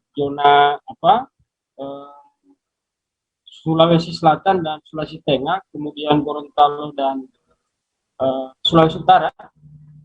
Lalu kalau masih ada dari Ternate atau Maluku, ini juga bisa bertanya. Untuk itu saya persilakan teman-teman untuk bisa bertanya langsung ke narasumber. Silakan.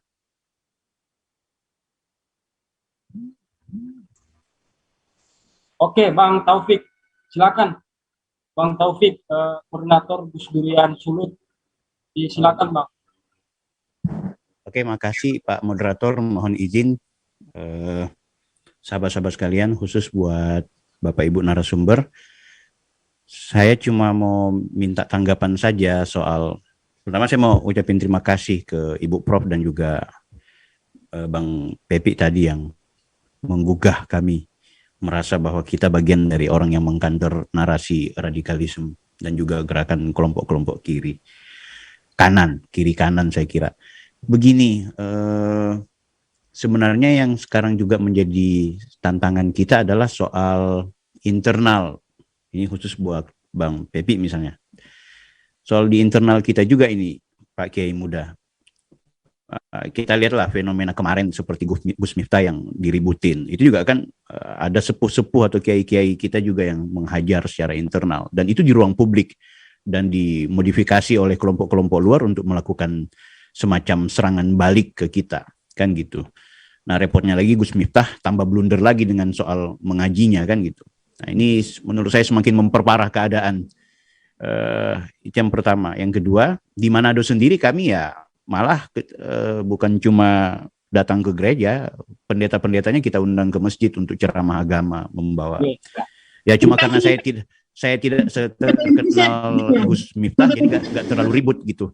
Kalau Gus Miftah kan karena terlalu terkenal, akhirnya karena terlalu entertain, ribut sekali gitu. Tapi Manado punya catatan sejarah kok bikin ribut-ribut di Sulawesi Utara, nyanyi lagu Natal. Nah, jadi maksud saya ini soal kita di internal dulu, Bang Pepi dan juga Ibu Prof.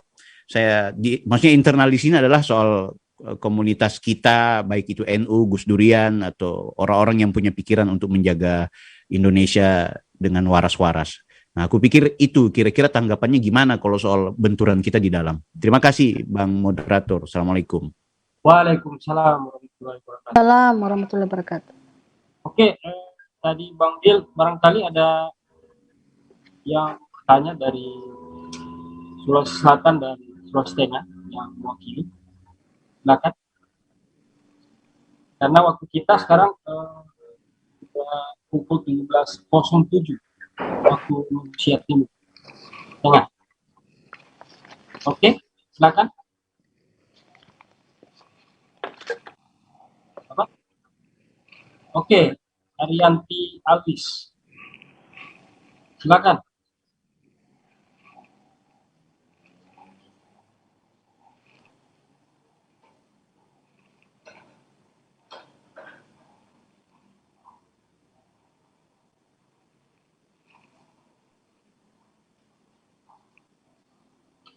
Oke, ada Pak Arianti Alis?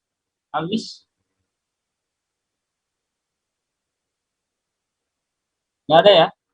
Oke, barangkali kita langsung saja ya ke narasumber tadi.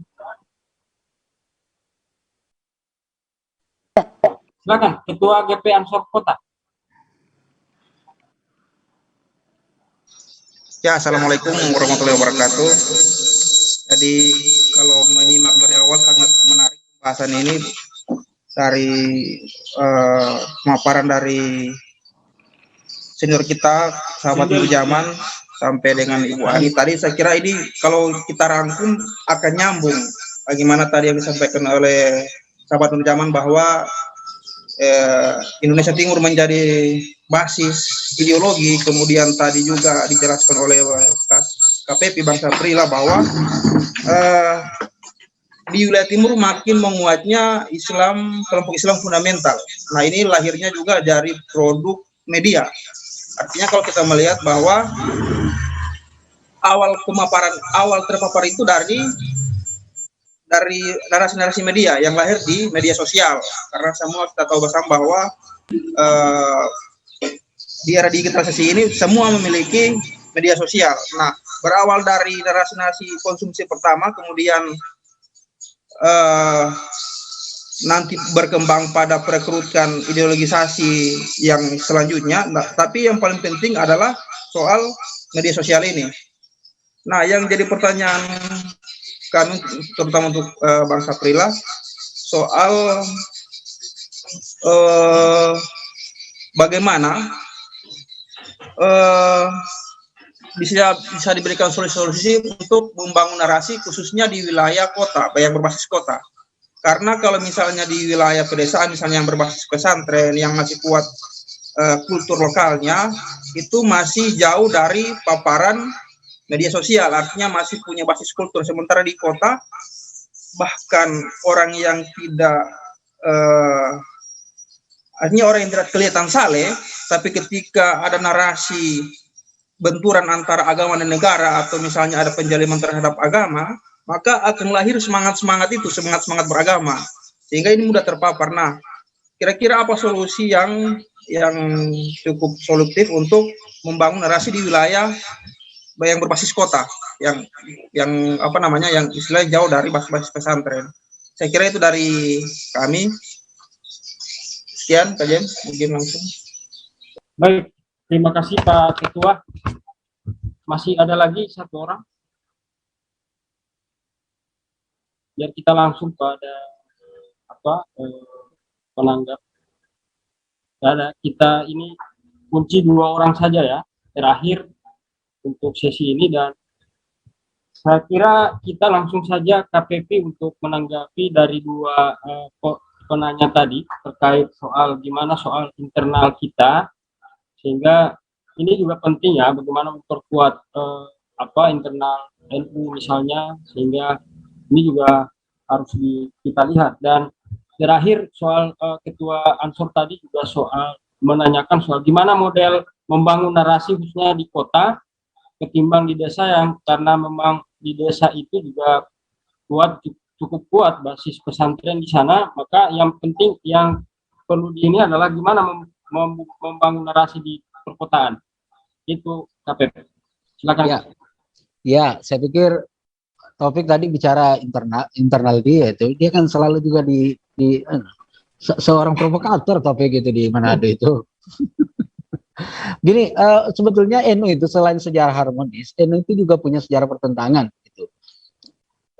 Kiai Wahab Hasbullah pernah berdebat kencang soal penggunaan dasi dengan salah seorang kiai, tidak usah sebut, karena saat itu ketika ada fatwa yang menyebutkan bahwa barang siapa menyerupai orang Belanda dalam memakai pakaian-pakaian dasi, baju, kemeja, berarti dia menyerupai dengan Belanda. Nah, Kiai Wahab Hasbullah juga menggunakan dasi, bahkan dengan cara yang lebih radikal. Dia tidak rapat di mana orang-orang tidak menyukai dasi, dia pakai setelan jas dan sebagainya. Jadi sebetulnya di tubuh NU itu bukan sesuatu yang asing begitu. Di beberapa NU di Surabaya juga dalam soal penentuan 1 Muharram ada menggunakan hisab, ada menggunakan ruyah, itu di NU ya, bukan di luar NU. Jadi karena karakter NU memang sebetulnya mengakomodir pertentangan, lalu kemudian memoderasi pertentangan itu tidak menjadi konflik, dan bagusnya adalah NU juga tidak pernah pecah gitu. Semoga tidak. Nah, problem sekarang adalah ketika itu muncul etika yang sebetulnya wajar di NU, dia muncul ke dunia saat ini dan di framing oleh kelompok-kelompok yang non NU. Problemnya di situ.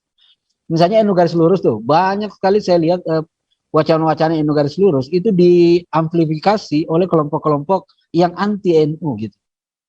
Kelompok saya sering dulu di era perdebatan tentang HTI, bagusnya Idrus Ramli itu yang juga anti HTI, jadi tidak ada quote dari kelompok NU garis lurus tentang salafis atau tentang khilafah gitu, karena Idrus Ramli yang tokoh NU Nugel itu juga anti khilafah begitu. Tapi soal-soal dia ketika menyerang Islam Nusantara, menyerang sesuatu yang secara umum dipahami oleh publik NU sebagai sebuah kebenaran, dia justru diriuhkan oleh kelompok lain. Nah, ini menurut saya memang penting di Muktamar NU 2021 kita penting untuk mengusulkan anak muda strategi perdebatan yang lebih cantik begitu, karena perdebatan internal ini menjadi konsumsi publik gitu.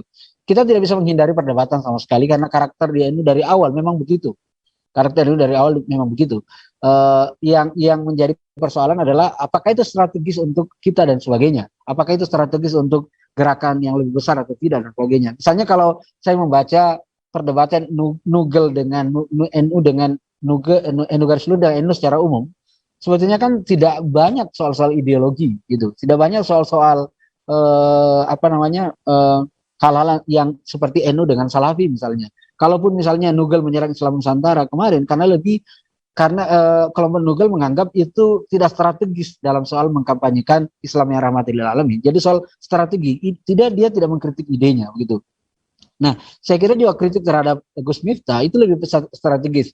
Kalau teman-teman membaca kritikan saya ke Gus Miftah itu sebenarnya bisa membaca Kiai Saleh jilid 1 itu ketika Kiai Saleh menolak salat di gereja dengan katanya begini, Kiai Saleh sebetulnya tidak memperkarakan secara fikih hukumnya, tetapi ada etika publik. Ketika seorang kiai dengan panutan masuk ke gereja itu bisa menjadi etika bagi orang lain gitu, dan itu bisa berbahaya. Kenapa Rasulullah tidak pernah dalam sejarah itu tidak salat tarawih di masjid? Hanya karena menghindari jangan sampai salat tarawih itu jadi wajib bagi umatnya. Jadi sebagai seorang ulama kepekaan sosial itu menjadi penting gitu. Nah, misalnya menurut saya itu juga penting. Kiai Saleh ketika saya nulis tentang itu memilih menolak untuk salat di gereja bukan karena fikihnya, karena dia tidak pengen kebaikannya itu membawa keburukan bagi orang lain gitu. Karena maka kemudian strategi komunikasi yang seperti ini memang penting untuk kita bedah ulang. Apakah strategi kita ceramah di gereja itu produktif atau kontraproduktif? Bukan soal hukum boleh atau tidak. Kalau di NU itu sudah selesai perdebatan itu. Makanya kemarin ketika itu rame dan kemudian perdebatannya diboleh atau tidak, menurut saya kita mundur. Pertanyaannya itu strategis atau tidak. Nah, kalau strategis ayo kita lakukan, kalau tidak strategis jangan. Nah, soal misalnya kalau Banser menjaga gereja menurut saya strategis. Karena kelompok yang yang ingin menyerang gereja itu masih ada begitu. Tapi kalau ceramah di gereja menurut saya tidak strategis. Karena banyak kelompok yang kemudian menjadikan ini keriuhan dan itu kontraproduktif bagi kepentingan kita. Jadi otokritik kita harus di situ begitu. Nah, soal strategis ini kan bukan soal dia akan tidak mapan, dia akan sesuai dengan situasi zaman. Nah, makanya kemudian pertentangan di tubuh NU menurut saya mending dikerangkakan dalam konteks perdebatan itu strategis atau enggak. Apakah dia mendukung paradigma ke-NU-an yang lebih besar atau dia kontraproduktif terhadap gerakan ke-NU-an.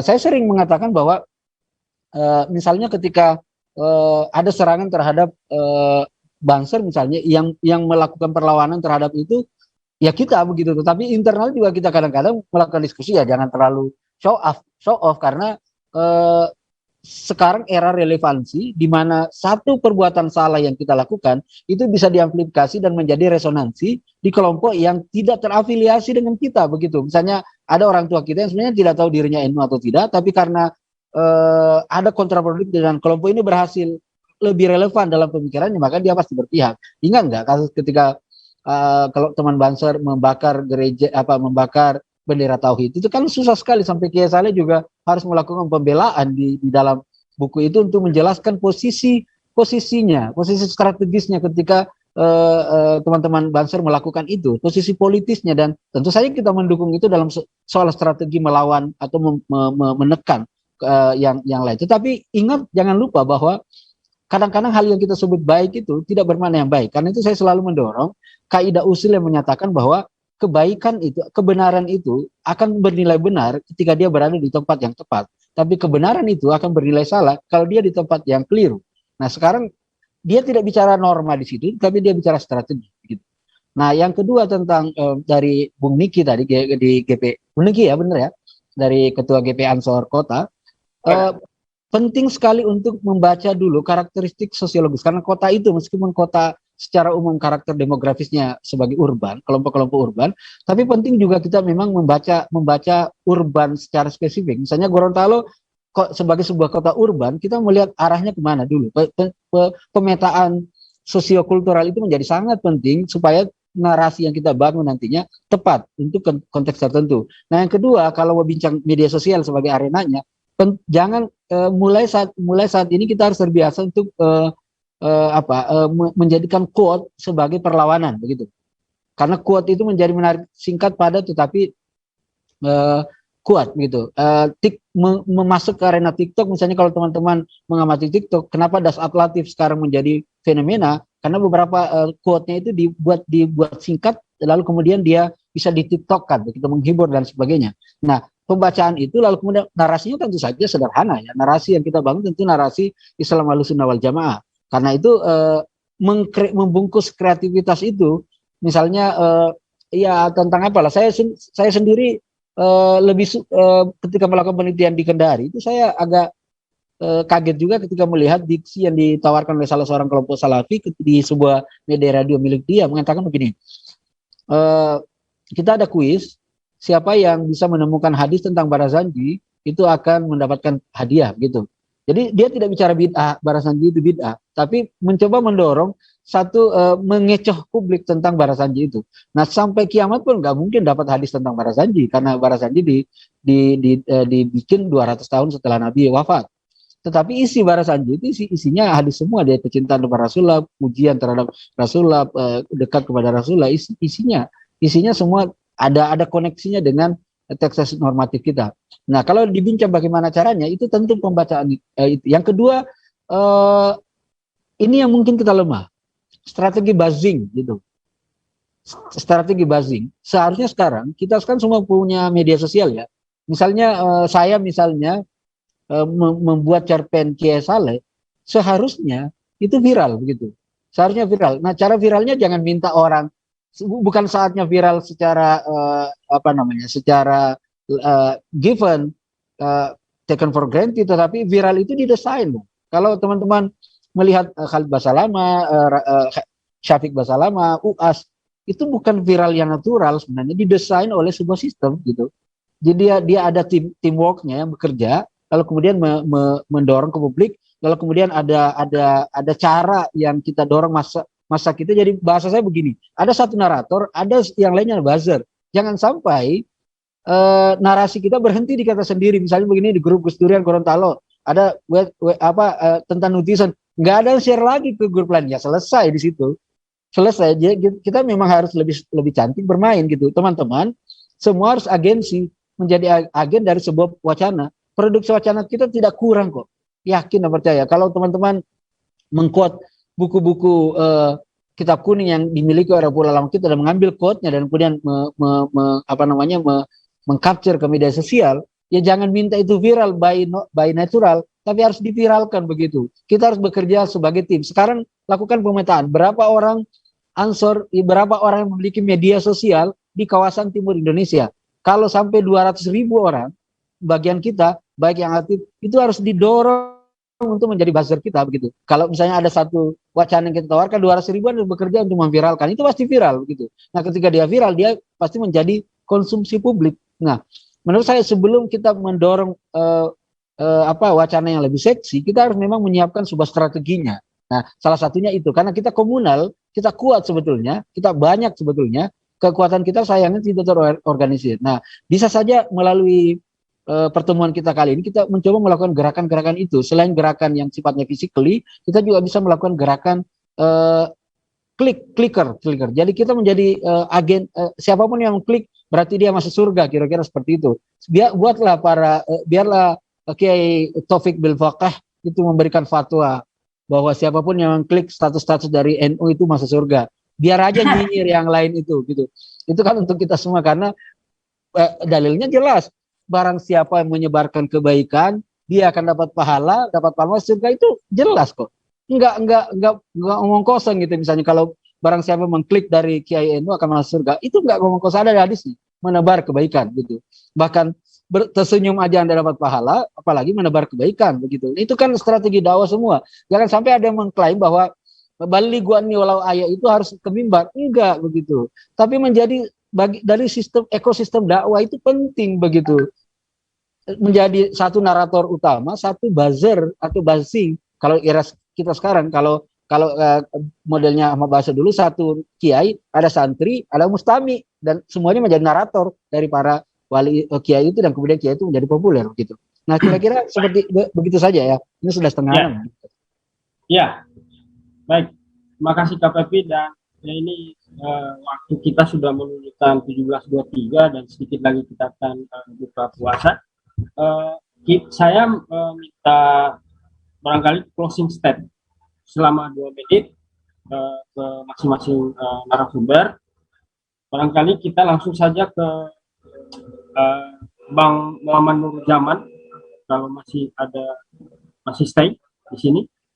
Halo, Mas Muhammad Nurjaman. Oke, kayaknya Mas Muhammad Nurjaman lagi mengikuti salah satu webinar juga, dan barangkali kita langsung saja KPP ya, 2 menit KPP closing statement. Ya, 1 menit saja. Mari kita cerdik bergerak ya. Cerdik bergerak dalam pengertian kita masing-masing punya gawe, Ansor punya ranah, Gus Durian punya ranah, Pak Kusdam punya ranah. Ranah itu dikuatkan, tapi pemetaannya penting sekali, sangat kuat. Jadi kita harus punya peta bersama-sama. Lalu kemudian strategi apa yang harus diresonansi oleh Ansor, yang harus dikuatkan oleh Gus Durian, teman-teman yang lain, Banom-Banom dan lembaga yang lain, bagian mana? Dan jangan lupa juga menguatkan ekonomi, karena itu salah satu sendi yang kuatkan. Saya pikir itu ya. Walau muwaffiq ila aqwamit thoriq. Wassalamualaikum warahmatullahi wabarakatuh. Warahmatullahi wabarakatuh. Baik, berikut barangkali Bu Prof ada hal yang baik, terima kasih. Jadi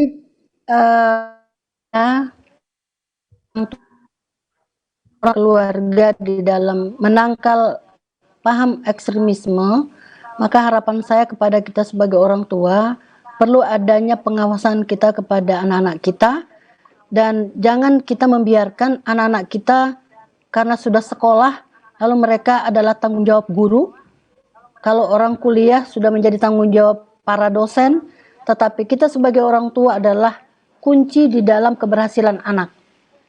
Dan sekali lagi saya sangat senang ketika bertemu dengan para narasumber yang hebat-hebat, terutama Bang Saprila, juga Bang Nurjaman, ya Nurjaman, juga para Pak Faisal, Bang Zai dan Bang Niki. Insya Allah pada waktu kesempatan berikut, insya Allah kita bisa share dan bagaimana kita meningkatkan kewaspadaan diri kita kepada negara ini. Karena terus terang saja saya melihat dari hasil riset kami untuk tahun 2020 itu kami belum bisa share karena masih dalam pengawasan BNPT. Pemetaan data untuk remaja kita memang sudah 60% para remaja terutama yang ada di Gorontalo itu sudah pola pikir mereka sudah berubah. Dan itu insya Allah nanti kita bisa share ketika setelah dilihat oleh BNPT. Dan insya Allah kita akan berbagi. Demikian, terima kasih. Assalamualaikum warahmatullahi wabarakatuh. Waalaikumsalam warahmatullahi wabarakatuh. Baik, terima kasih Bu Prof. Bapak Ibu sekalian, sahabat-sahabat pimpinan cabang Gerakan Pemuda Ansor dan Durian Indonesia Timur. Saya kira tadi sudah disampaikan oleh 3 narasumber, dan semoga apa yang disampaikan tadi pertemuan kita hari ini mendapatkan berkah, dan semoga ini bermanfaat buat kita semua untuk merumuskan hal-hal yang apa yang harus kita lakukan di setiap daerah, khususnya di kawasan timur Indonesia. Kami panitia mengucapkan terima kasih kepada narasumber, terutama Bang Nurjaman, Bang Saprillah, yang Ibu Prof. Ani yang telah sudi memberikan pemikiran, gagasan, dan penyampaian kepada kita yang ada di sini. Semoga pertemuan kali ini tidak hanya sebatas di sini, kita insya Allah akan memberikan dan membuat kegiatan pertemuan yang bersifat tindak lanjut. Saya kira ini yang kami bisa sampaikan. Mohon maaf bila ada kekurangan. Wassalamualaikum warahmatullahi wabarakatuh. Waalaikumsalam warahmatullahi wabarakatuh. Ya. Salam buat semua. Salam kenal Prof. Ani. Bang Terima kasih Bang Sapri. Romo Samsin tidak muncul ini fotonya Romo Samsin. Ada. Iya.